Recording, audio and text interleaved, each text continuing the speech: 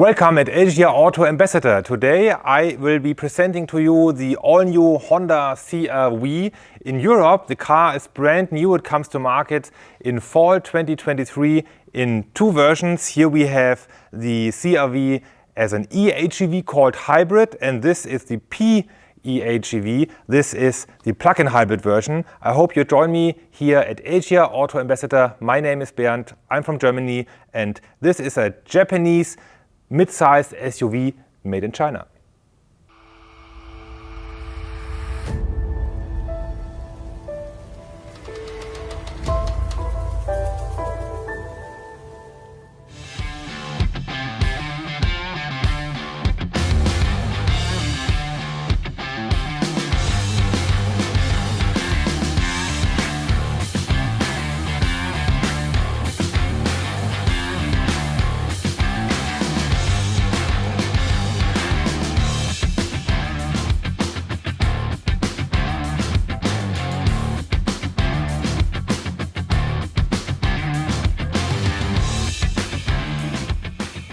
The sixth generation Honda CR-V is already on the market in the US, and in China the car is known as the Honda Breeze. The European version that comes to market at the end of the year 2023 is built in China, by the way, and there will be two versions. One is the eHEV called hybrid car, and here we've got the new plug-in hybrid that comes a bit late to the market, but Honda is still convinced that they will sell plug-in hybrids as well.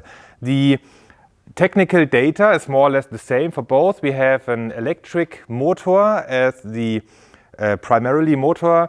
The maximum power output is 135 kilowatts, so 184 horsepower. So there's a second electric motor working as a generator, and its power is 120 kilowatts.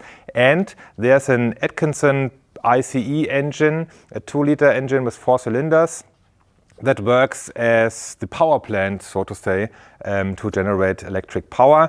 And this is a bit modified compared to the one in the Honda Civic. The maximum power output of this engine is 109 kilowatts, or 84 horsepower. Also, the electric motors are have been modified compared to the powertrain of the Civic. It's not identical because we need more space for a battery pack in the plug-in hybrid.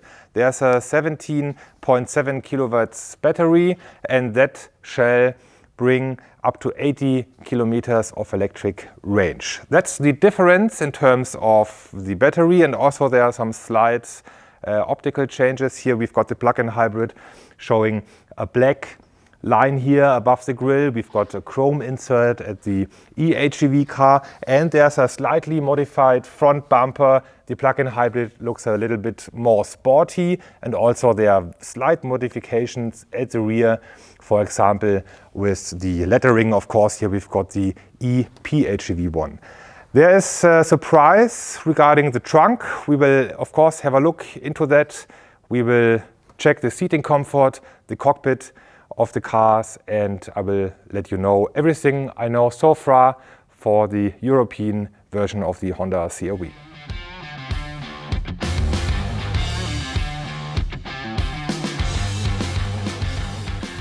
The Honda CR-V has grown in size. It measures 4 meters and 71 in length, and also the wheelbase has been increased.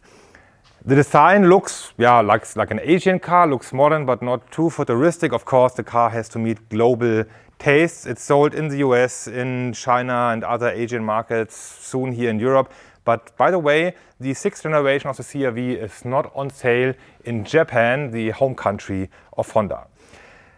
Here at the rear with the Volvo-esque rear lights, there's an advantage of the ePHEV version compared to the eHEV, the full hybrid. The towing capacity is 1,500 kilograms. This is double the towing capacity of the full hybrid of 750 kilograms. How is that done?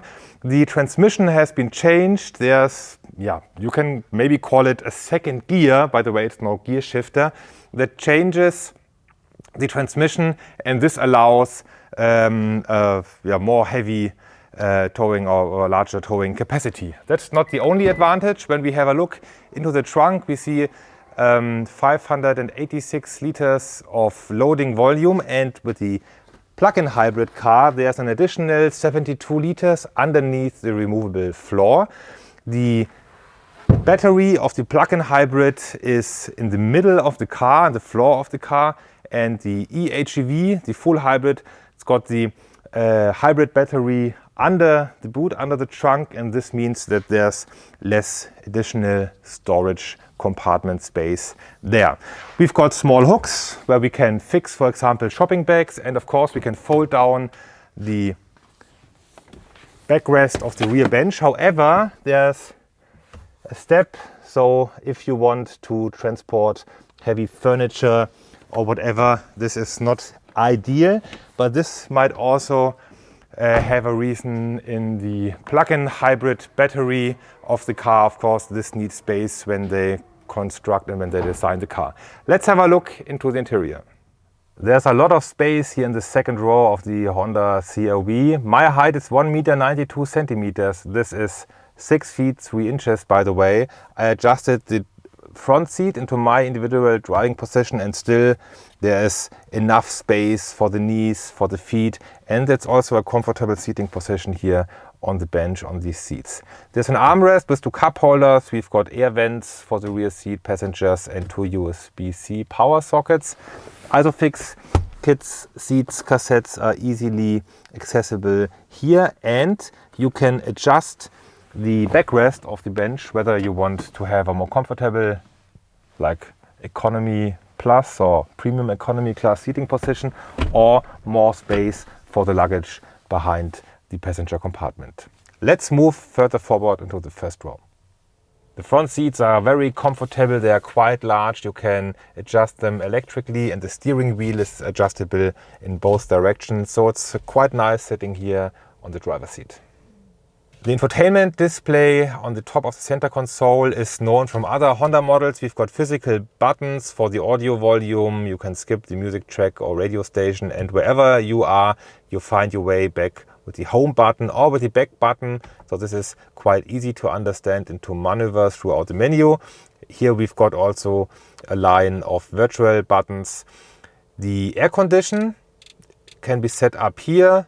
It's all high-class material. I like the sound and the feeling of the temperature adjustment, for example. Then we've got seat heating and seat cooling depending on the trim level. The smartphone can be charged here wirelessly, and here you see the buttons for the driving direction, parking mode, and in addition to drive, we've got a brake mode for higher energy recuperation. Also, you can start the parking pilot here. Depending on the trim level, we've got a 360 degrees surround view with additional cameras underneath the side mirrors.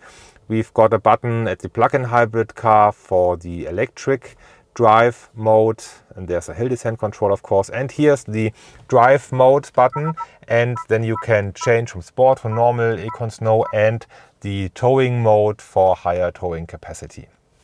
And now we see the digital instrument cluster.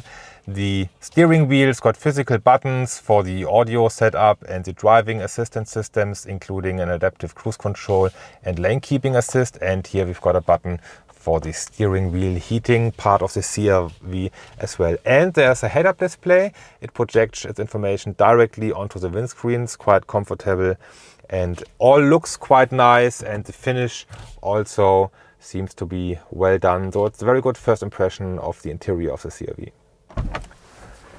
This was my first review of the European spec Honda CR-V as an HEV and PHEV version. Thank you very much for watching. I hope you liked the video. Let me know in your comments what you think about the car, what you think about Honda's electrification strategy, launching a plug-in hybrid at the end of 2023.